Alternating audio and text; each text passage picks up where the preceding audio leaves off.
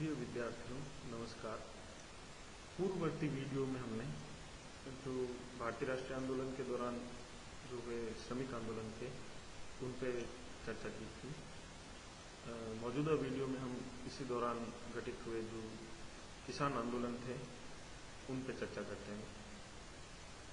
भारत में किसान आंदोलनों का लंबा इतिहास है। 1857 की क्रांति से पूर्व भी भारत में अनेक किसान आंदोलन हुए थे। इनका जिनमें से 1816 का नील विद्रोह एक प्रमुख उदाहरण है। हालांकि जो पहले के जो किसान आंदोलन थे वो स्थानीय, उनकी प्रकृति स्थानीय होती थी, यानी वो किसी एक सीमित स्थान पर ही होते थे और अचानक घटित होने वाली घटना होती थी और उनमें जो संगठन का अभाव था। परंतु धीरे धीरे किसान आंदोलन संगठित होते हैं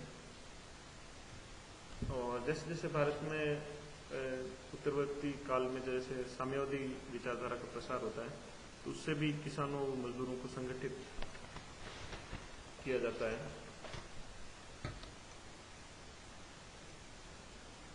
जो भारत में जो किसान आंदोलन हुए उनमें अधिकतर का जो मुख्य कारण था वो था अंग्रेजों द्वारा स्थापित किया गया भूमि बंदोबस्त। जो अंग्रेजों द्वारा जो भूमि बंदोबस्त किया गया था उससे जो भू संबंध थे उनमें काफी परिवर्तन आ गए थे। इससे जो परंपरागत रूप से जो पीढ़ीगत आधार पे जो भूमि के मालिक होते थे वे भूमिहीन श्रमिकों में बदल गए थे और भूमि का संकेंद्रण कुछ ही जमींदारों के पास हो गया था। प्रारंभ में कांग्रेस द्वारा किसानों को भारतीय राष्ट्रीय आंदोलन से जोड़ने की आवश्यकता अनुभव नहीं की गई थी, परंतु धीरे धीरे 1920 के दशक के आते आते कांग्रेस द्वारा भी किसानों की जो समस्याएं थी उनके प्रति सहानुभूतिपूर्ण जो रुख दर्शाया गया था। और इसी दौरान महात्मा गांधी भी कांग्रेस के प्रमुख नेतृत्वकर्ता के रूप में उभरे थे। उन्होंने अपने जो भारतीय जो राजनीति में अपने जो शुरुआत की थी वो भी किसान आंदोलन अर्थात चंपारण के जो किसानों का जो आंदोलन था नील किसानों का, उसके द्वारा शुरुआत की थी। 19 जो भारतीय राष्ट्रीय आंदोलन के दौरान जो प्रमुख जो किसान आंदोलन हुए थे उनको हम 3 चरणों में बांट सकते हैं। प्रथम चरण है 1920 के दशक का और दूसरा चरण है 1930 के दशक का और दूसरा दशक है 1920 के दशक 1930 के दशक का और जो तीसरा चरण है वो 1940 के दशक का। तो प्रथम चरण यानी 1920 के दशक में इसमें हम देखते हैं कि साम्यवादियों द्वारा और गांधी जी जैसे जो कांग्रेस के नेता थे उनके द्वारा किसान आंदोलन को संगठित किया गया और उनको अपना समर्थन दिया गया। 1930 में जो दूसरा चरण है उसमें जो किसान सभाओं के गठन होते हैं और 1936 में वर्ष 1936 में अनेक जो भारत की जो अनेक स्थानीय जो किसान सभाएं थी उनके एक महासंघ के रूप में अखिल भारतीय किसान सभा का गठन होता है और इसके अध्यक्ष बनते हैं स्वामी सहजानंद सरस्वती।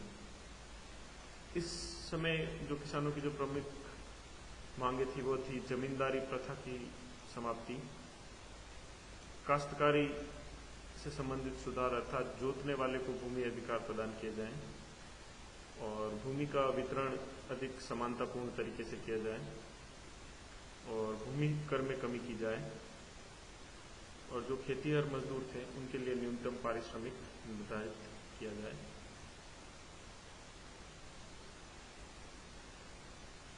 कांग्रेस के आधिकारिक कार्यक्रम में शामिल होने के बावजूद भी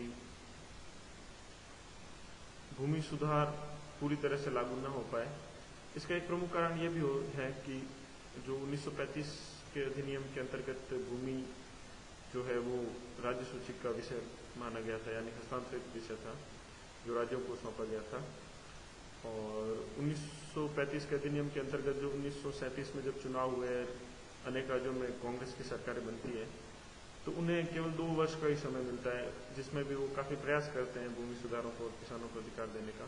परंतु 1939 में जब द्वितीय विश्व युद्ध प्रारंभ हो जाता है, तो अंग्रेजों के द्वारा भारतीयों से बिना पूछे ही भारत को युद्ध में शामिल करने की जो घोषणा होती है, तो उसके विरोध में कांग्रेस जो नेतृत्व है वो कांग्रेस मंत्रिमंडलों के त्यागपत्र का ऐलान करता है। तो इस कारण से 1929 में ये कांग्रेस की सरकारें गिर जाती हैं, जिससे जो किसानों की सारी जो मांगे हैं वो पूरी नहीं हो पाती हैं।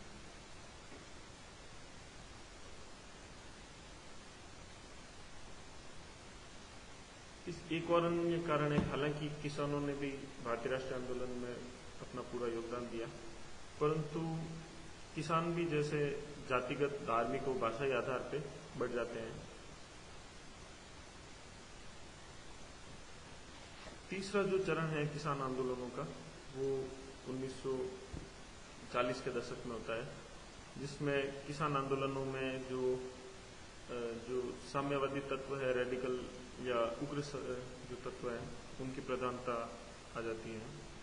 इस समय के जो 2 प्रमुख आंदोलन थे, जिनमें हिंसा का भी काफ़ी प्रयोग किया गया था, वो थे तेभागा आंदोलन और तेलंगाना के किसानों का आंदोलन। तेभागा आंदोलन से जो तात्पर्य है कि जो भूमि, तेभागा का मतलब होता है तीसरा भाग। तो किसान, ये बंगाल में हुआ एक किसान आंदोलन था, जिसके द्वारा किसानों द्वारा ये मांग की गई थी कि जो भू राजस्व है उसको जो उस समय की जो दर थी उससे कम करके 1/3 किया जाए और जो 2/3 हिस्सा किसान अपने पास रखें। तेलंगाना जो किसान आंदोलन था वो उस समय की तत्कालीन जो हैदराबाद रियासत थी उसमें हुआ था, और इसमें किसानों ने जो उस समय के जो जमींदार थे उनसे बलपूर्वक अपनी भूमि को मुक्त करवाने का प्रयास किया था। एक जो प्रमुख अन्य किसान आंदोलन था जो 1940 में हुआ था, वो पूर्ण रूप से गांधीवादी प्रकृति का था, और उसके जो प्रमुख पैरोकार थे श्री विनोबा भावे थे। उन्होंने भूदान नाम से एक आंदोलन चलाया था, जिसमें स्वयं भूस्वामियों से भूमिहीनों के लिए भूमि के दान का आह्वान किया गया था, और इसको काफ़ी सफलता